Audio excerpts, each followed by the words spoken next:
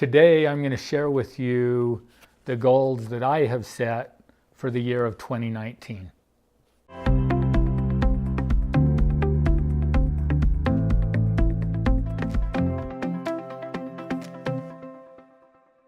Welcome back. So today I'm going to share with you my goals for 2019.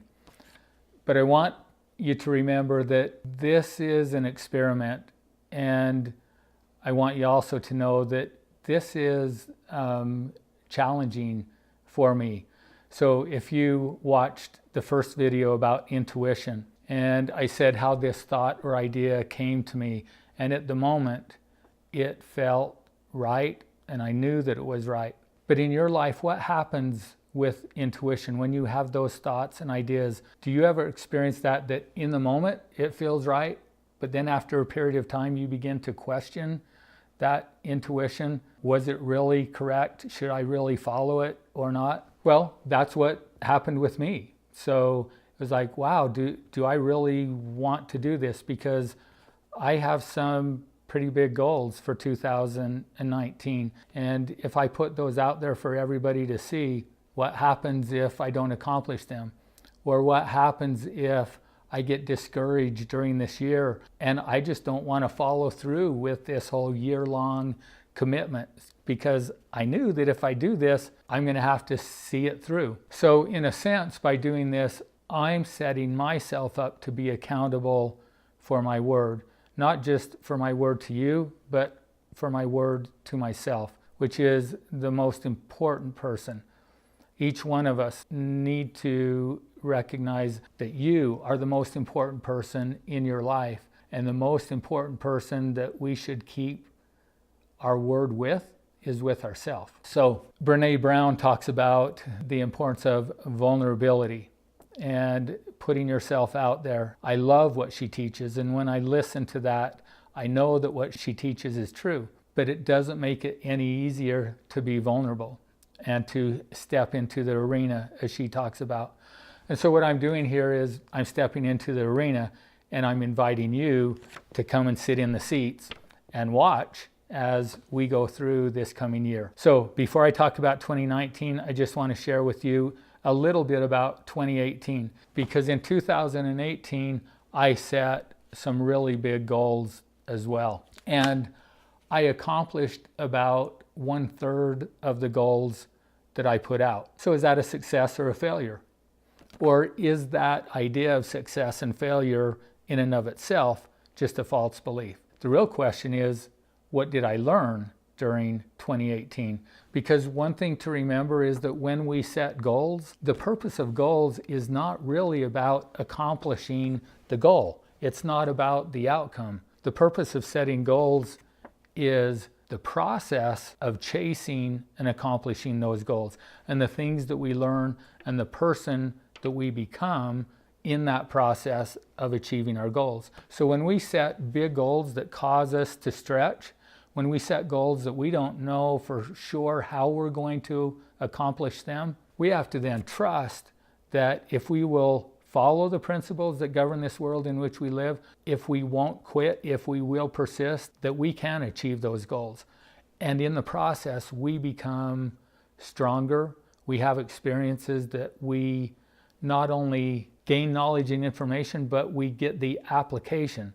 So the application of knowledge becomes who we are. So 2018 was an amazing year. Even though I didn't accomplish all of my goals, we accomplished some pretty significant things. And so I'm going to share with you now my goals for 2019. And now I just have to say, and we're going to accomplish them this year. That is a goal. Part of me wants to say we'll do our best and we'll see what happens. But I'm going to tell you we're all in. We'll find a way to figure out how to achieve these goals that are set out. So here they are. As you know, if you've watched the other videos, we have a residential treatment center for teenage girls. One of the goals last year was to open up a private boarding school. So kind of a step down, not a therapeutic boarding school, but just a boarding school for teenage girls to come and get their education, but also to pursue their sole purpose. If they have an interest in art or photography or music or culinary arts or health and fitness, then we want them to have the opportunity to pursue their goals and their dreams, and then to use YouTube as a way to capture that and to share what they're learning and doing with other people. So all of the girls in it's Life Quest Girls Academy is an opportunity for them to have their own YouTube channel, with the goal that by the time they graduate or leave the school, they could have a successful YouTube channel where they are making a positive difference out in the world. So for 2019, our first goal is we want to open a wilderness program for teens. So for young women and for young men. The reason for this is that oftentimes we'll have girls that come into our residential treatment center that aren't quite ready to be there. They're not open yet to new ideas. They're not yet ready and willing to begin to govern themselves. And so living out in the wilderness where you can't manipulate the wilderness, you either learn to start a fire or you go cold. You learn to start a fire to cook your food or you eat raw food. So the natural consequences out in the wilderness, those are the natural laws, and so you can't manipulate them. So the idea there is to help young men and young women begin to understand the principles that govern this world in which we live and get to a place where now they're interested and excited in learning more so that they can change their lives. So our goal is to open that by June 1st. Our second goal is the Quest Girls Academy that we have open. Our goal is to have it completely full by August 31st of this year. And then our 3-year goal is we want to have 10 Quest Academies set up and running around the country. And so this year we have a goal to open 2 more Quest Academies, one for girls and one for boys. The goal for that is to have those open by September 1st. And so the next goal that we have for this year is to open a boys residential treatment program. So those are some pretty big goals in and of themselves that's going to require a lot of help and effort from other people in order for us to make this happen. In addition to that, my goal is to have our YouTube channel by the end of the year to have 10,000 subscribers. Again, making a bigger impact and a difference in the world. That's scary for me because I thought my YouTube channel would grow faster than it has. It hasn't.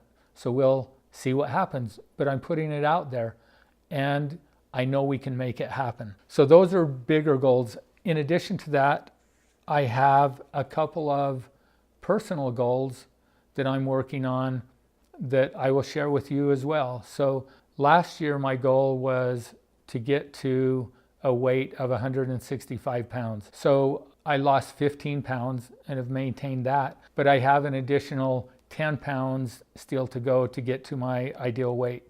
So my goal this year is to get to my ideal weight of 165 pounds. And I have a goal now to run a 100-mile race.